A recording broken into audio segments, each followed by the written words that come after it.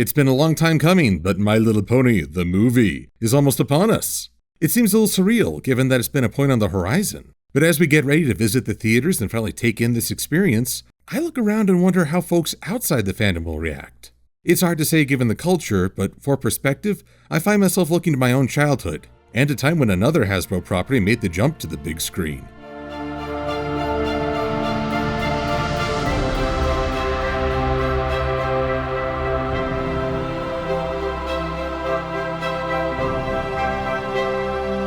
Put aside your Michael Bay explosions and your Shia LaBeouf denial. No, no, no, no! No, no, no, no. No, no, no, no, no, no, no, no, no, no! No, no, no, no, no, no! See, no, get up, no. No, don't. No, no! No! No, no, no, no, no, no, no, no, no, no! I'm talking about a time when the G1 Transformers cartoon transitioned from an afternoon show to a feature-length film. It's over, Prime. Does Prime die? The answer is yes. Yes, he did. And it messed with an entire generation's worth of kids. But now it's transitioned from what one critic described as the latest fusion of commerce and childhood imagination into a cult status film. That quote comes from a 1986 article from the New York Times, one of the few articles preserved from the film's initial release. I want to focus on this article and a more recent one from the Denver Post blog titled Of Bronies and Men, Rethinking Manliness. My thanks to fellow fans who presented the New York Times article, because it's an important aspect. This piece came out when Transformers hadn't the time to become nostalgic yet, much like the modern impact Friendship is Magic enjoys. We had no way of knowing at the time that Transformers would continue in various forms over 30 years. So let's break down how things look from an outsider's perspective, starting with how New York Times critic Karen James set the stage. It wasn't quite pearls at the opera or green hair at rock concerts, but the audience at The Transformers the Movie was de rigueur in its own small way. A girl who looked 4 or 5 carried a Transformer toy. Part doll, part car, the toy represents robots that can change into trucks, spaceships, and other high-tech objects. Across the aisle, a slightly older boy waved a Transformer comic book. There are some things I find optimistic and disappointing in this setting. For one thing, I noticed that James describes the toy as part doll because a girl is holding it. Would she have used the term action figure if it had been a boy? And yet, there's no judgment that this young woman was in the audience for what was considered to be a show aimed at young men. That stands in stark contrast to the inverse. There's still a stigma hanging over the idea of men liking a show aimed at young women. To quote Denver Post blog author Hugh Johnson, why is that surprising? Because men don't like ponies. That's what I was taught from an early age. On the list of all things manly, ponies are nowhere to be found. So naturally, I ridiculed all my friends who watched the show. But my efforts proved fruitless. Becoming a fan of this show has offered me a chance to look at these social rules, and I have to say, they're really dumb. Even setting aside the idea that watching a TV show somehow measures a person's manliness, I'm not sure who this idea insults more. Men for judging them based on an entertainment choice, or women for implying that their entertainment is inherently inferior. And yet, I do expect there to be some articles or other online posts that still imply that liking a female-led show somehow diminishes a male audience's masculinity. But let's move on to the meat of the New York Times review. The film moves faster, featuring a rock-style score and more complicated animation. These robots transform in a flash. The colors are shocking pinks and electric greens. The film is packed with one-to-one combat, large-scale battles, and exploding planets. Despite these improvements, though, the movie is not for anyone too grown up. It's a variation on a standard plot. While all this action may captivate young children, the animation is not spectacular enough to dazzle adults, and the Transformers have few truly human elements to lure parents along, even when their voices are supplied by well-known actors.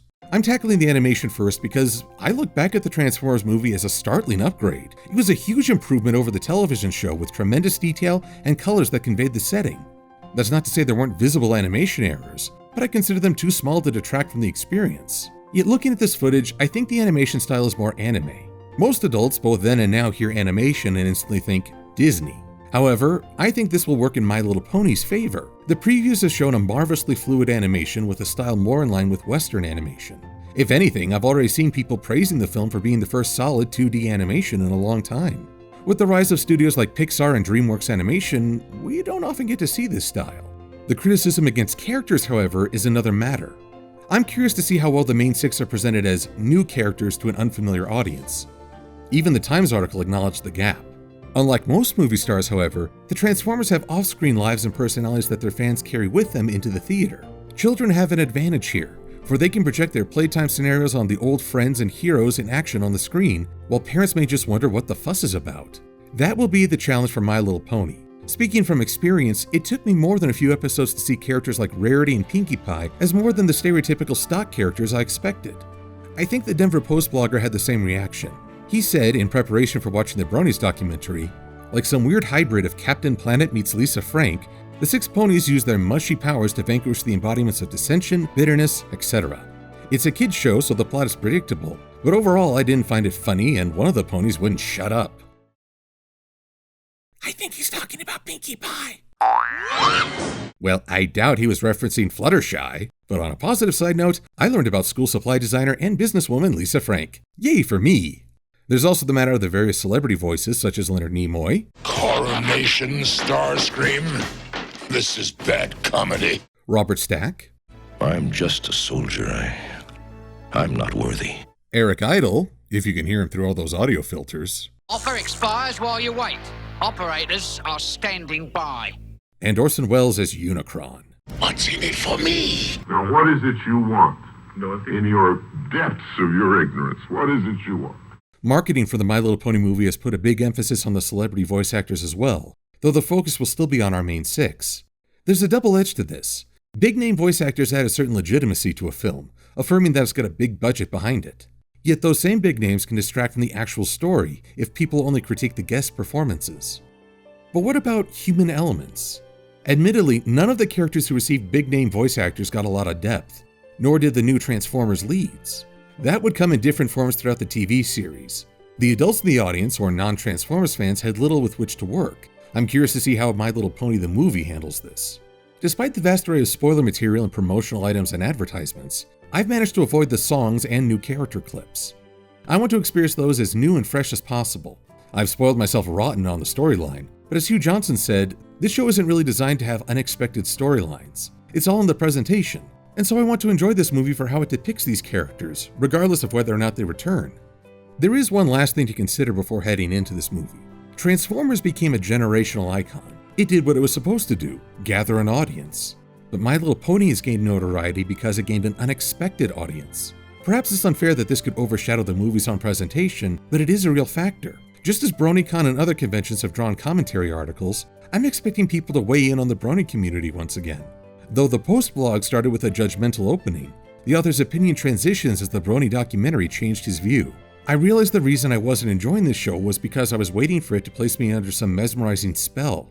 I came in wanting to know why it turned men from what's natural. My view of manliness occluded my judgment.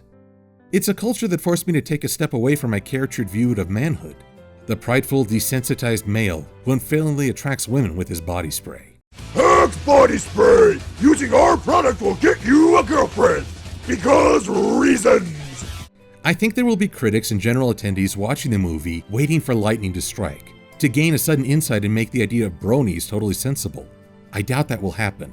That's an issue this movie can't address, because it's an issue with us as a culture rather than the film's own presentation. My Little Pony the TV series won folks over with smart writing, fun characters, and an appealing setting.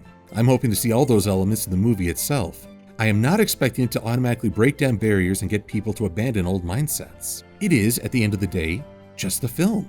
Have fun with it and take as much or as little away as you want. Because it's much the same now as it was then. There is a show that has gained a loyal following. It changes meaning depending on where you stand in relation, and an animated feature film likely won't redraw those lines. I intend to enjoy this movie for what I experience, not for what other people interpret. Of course, I'll post my own thoughts, but so that others can compare and contrast their own opinions. I'm Silver-Quill, and I'm looking forward to this movie. Thanks for watching.